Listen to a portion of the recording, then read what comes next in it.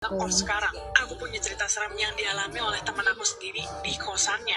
Kita sebut aja teman aku ini namanya Sari. Sari ini merupakan orang yang diberi kepercayaan di kosan wanita yang dia tempatin ini.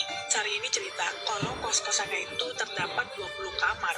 Pada saat Sari sedang melakukan tugas, dia ini selalu mendapatkan gangguan-gangguan gitu. Salah satunya pada saat bersih-bersih. Banyak puntung rokok yang berserakan di ruang tamu. Padahal itu kan kosan wanita dan gak ada pria yang boleh masuk ke kosan tersebut.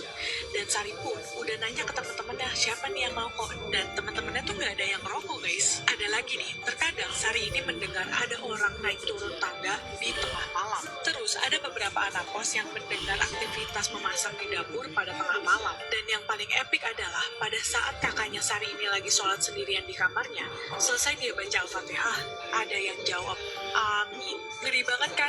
Kalian juga harus perhatiin nih ciri-ciri kosan yang berhantu.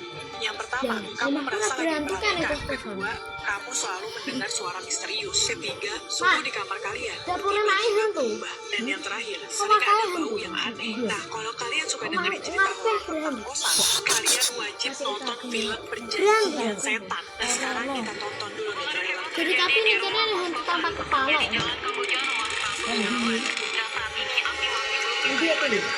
Nenek.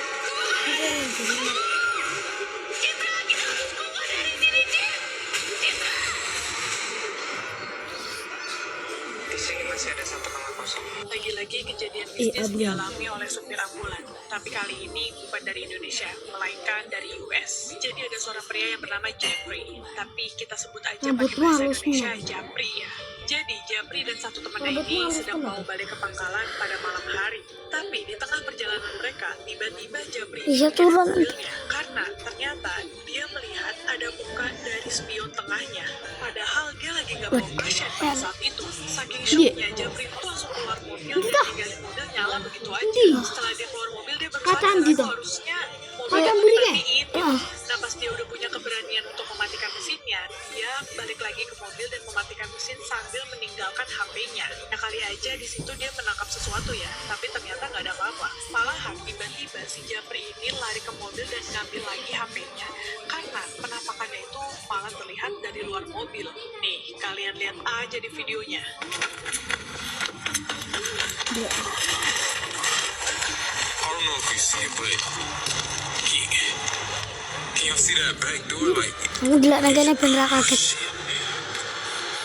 Like it just flew open. Like, can you? Nah, what the?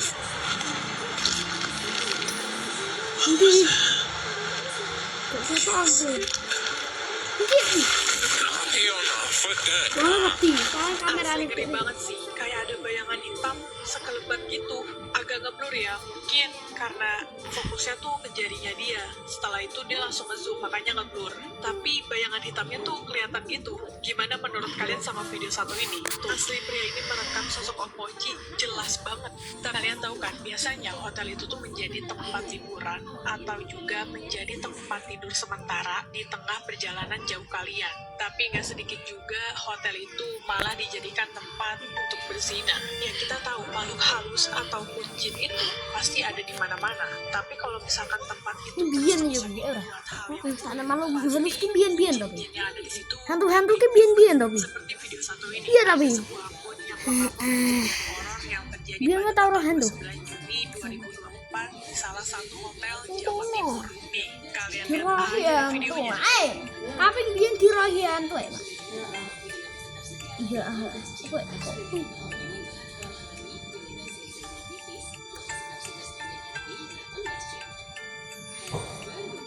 apa ya? Sepi, mak mereka apa? Tuh, bukan repot.